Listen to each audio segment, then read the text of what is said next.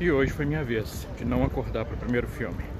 Decidi dormir até mais tarde e vou repor esse filme que é da competição que eu perdi no dia 29.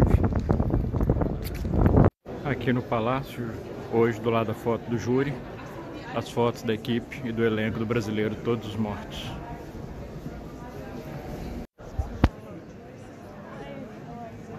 Ali está o Kleber com Jeremy Irons confabulando sobre coisas de júri antes da sessão do meio-dia. Quando o festival começou há 5 dias, quase não tinha ninguém usando máscara de proteção, sabe, coronavírus e tal. Não está comum ainda, mas já dá para ver que tem mais gente usando. Mas eu não acho que tem motivo para preocupar, né? Só porque no festival tem gente do mundo inteiro e todo mundo fica dentro de sala fechada o dia todo, por que preocupar? So in etwa hatte ich den Film auch empfunden und dachte auch hinterher, das erwähne ich so auch und sage ich. Und sie hat mir gesagt, um Gottes Willen, du wirst also und dann eben mir Ansatz dieses Films, dass er auf heutige Machtstrukturen in Brasilien verweist. Os dois diretores de todos os mortos. Aber es ist auch ein sehr moderner und sehr zeitgemäßer Film, den Sie auch noch sehen können. Und zwar am Samstag, das ist dann um 17 Uhr hier im Haus im Cinemax 7. Eine sehr ungewöhnliche Erfahrung. Man lernt sehr viel über Brasilien und lernt vor allem fantastische Schauspielerinnen. Es ist fast nur ein Film mit tollen Frauen, die Schauspielerinnen kennen. Ein Film von Caetano Gotardo und Marco Dutra, All the Dead Ones, Todos aus Mortos, im Wettbewerb der Berlinale. Thank you so much. Have a great time.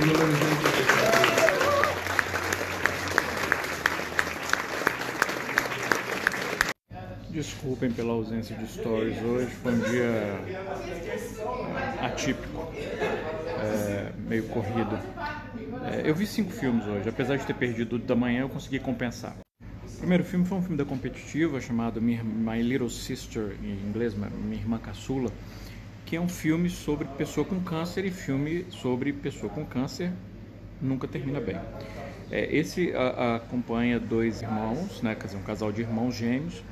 Ele é um ator que está com câncer. Ela fez uma doação para ele de medula, para tentar, acho que é medula, para tentar, enfim, curá-lo. E ele está em recuperação com ela, e o filme lida, né, com a relação entre eles, a relação deles com a mãe, a relação dela com o marido, com os filhos, enfim.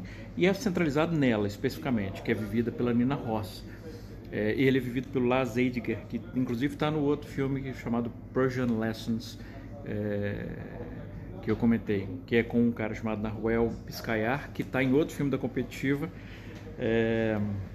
tudo conectado. Mas esse My Little Sister é um filme que ele é sustentado principalmente pela Nina Ross. É uma atuação sensacional, a pressão, como ela mostra a pressão que a personagem sente por ter que lidar com tanta coisa ao mesmo tempo. Ele também está muito bem. Não é um filme, como eu falei, não é um filme original, um filme inovador, um filme que traga algo que eu já não vi 500 vezes em filmes do tipo, né, especialmente desse tipo de história, mas a performance dela é uma performance que eleva o filme. O segundo filme que eu vi no dia foi o filme do Abel Ferrara, o Sibéria, que eu gostei muito, mas é o tipo de filme que não dá para recomendar, porque não é um filme que tem trama, é um filme muito fluido, muito subjetivo. É obviamente uma espécie de terapia em tela grande, em que ele analisa a própria carreira, a própria vida, as próprias motivações, os próprios impulsos artísticos, os próprios impulsos autodestrutivos, a sua vida sexual, a sua vida artística, tudo. E isso através de uma série de cenas que não tem uma conexão aparente, é muito fluido. Um momento o personagem está num lugar, no outro está no meio da neve, de repente ele está no deserto. Então é um filme repleto de símbolos, e que muitos símbolos com certeza só vão fazer sentido completo para o próprio Abel Ferrara. Como espectador, você analisa aquilo, você percebe o peso daquilo, semântico, simbólico, mas exatamente o que ele representa. Tem várias sequências que você só pode, inclusive, interpretar a partir do seu próprio ponto de vista. Pode significar coisas diferentes com espectadores diferentes. Mas eu achei um filme muito rico do ponto de vista de construção dramática, temática, simbólica. E o Willem Dafoe é um ator dos atores que tem uma carreira estabelecida em Hollywood, que fazem filmes comerciais. Ele é um dos mais interessantes, é um dos que mais se arriscam. Inclusive ele fez um outro filme ano passado que eu vi, acho que foi em Cannes, com o Abel Ferrara, que é o Tomasso, que é outro filme autobiográfico, mas o Tomasso é um filme que tem uma linha narrativa fácil de compreender. Esse não. Esse é uma viagem subjetiva, é uma maluquice que eu curti bastante. O terceiro filme que eu vi no dia foi um documentário brasileiro chamado Vilma, que é um documentário sobre Vilma Azevedo, que nas décadas de 70 e 80 foi uma escritora que fez muito sucesso escrevendo ficção sadomasoquista.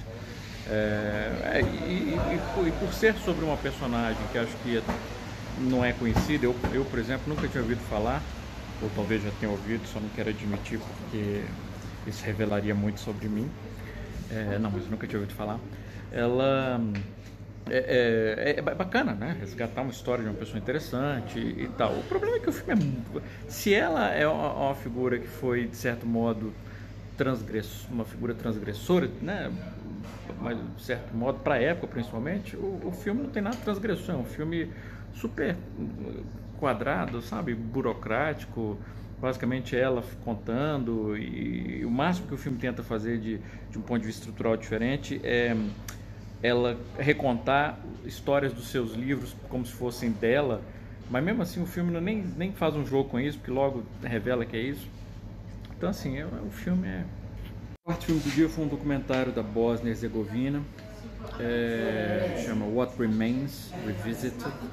Porque porque há 10 anos a diretora desse filme fez um curta em que ela visitou na Bósnia e Herzegovina lugares que tinham sido locais que aconteceram crimes de guerra durante a guerra entre 92 e 95. E aí ela visitou esses lugares e filmou. E agora ela revisita esses lugares e ela leva uma foto grande exatamente daquele lugar do filme de há 10 anos, coloca na frente para comparar o que era há 10 anos e o que é agora. É um conceito assim, simples. E claro, ele tem uma série de significados que podem ser interpretados a partir daí, né? Não só a comparação realmente entre um e outro, olha, isso aqui ainda continua uma ruína, aquilo ali já tem uma reconstrução, isso aqui só foi, enfim, uma casa que estava em construção agora está terminada. E ao mesmo tempo, quando eles estão fazendo isso, carregando essa foto, vira e mexe, alguém pergunta o que é e eles conversam um pouco sobre isso. Mas são conversas assim, algumas vezes tem relevância, outras são conversas triviais. Mas o interessante é isso, esse conceito assim, principalmente eu acho que quando eles colocam a foto de 10 anos à frente, bem à frente, tampando quase completamente ou completamente a imagem do presente, porque de um ponto de vista de significado histórico, né, assim, como o passado molda a nossa visão do presente, é interessante. Mas depois de um tempo vai ficando meio que repetitivo, né? Enfim, mas é um conceito legal, o filme razoável. E o último filme que eu vi no dia foi um filme também da Competitiva chamado Never, Rarely, Sometimes, Always, que é um filme de uma diretora chamada Eliza Hittman, que filme. É sobre uma menina de 17 anos que descobre que está grávida. Ela mora na Pensilvânia, ela não pode fazer aborto sem que os pais saibam, então ela vai para Nova York com a prima para fazer o aborto. E o filme acompanha 2 ou 3 dias dessas meninas, desse procedimento, numa abordagem direta, sem firula narrativa, ancorado por essa atriz jovem chamada Sydney Flanagan, se não me engano, que é minha atriz favorita do festival até agora. Que performance!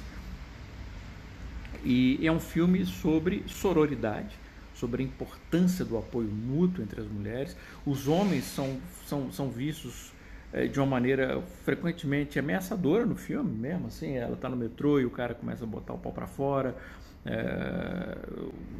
assédio o tempo inteiro no trabalho. E é um filme então muito contemporâneo, além disso, na discussão que ele propõe. E é um filme que deixa muito claro, assim, de uma maneira simples, sem discurso, sem sabe, sem isso, um discurso mesmo articulado, é como subtexto, que o homem não tem que palpitar sobre aborto. Isso é um direito das mulheres, é um direito que cabe a elas decidir o que fazem com o próprio corpo. E não é uma coisa fácil, ninguém quer fazer um aborto, mas se essa for a opção, o que a gente tem a dizer sobre isso como homem, né? É um filme muito tocante, muito tocante. A cena que dá título ao filme, então, caralho, filmaço.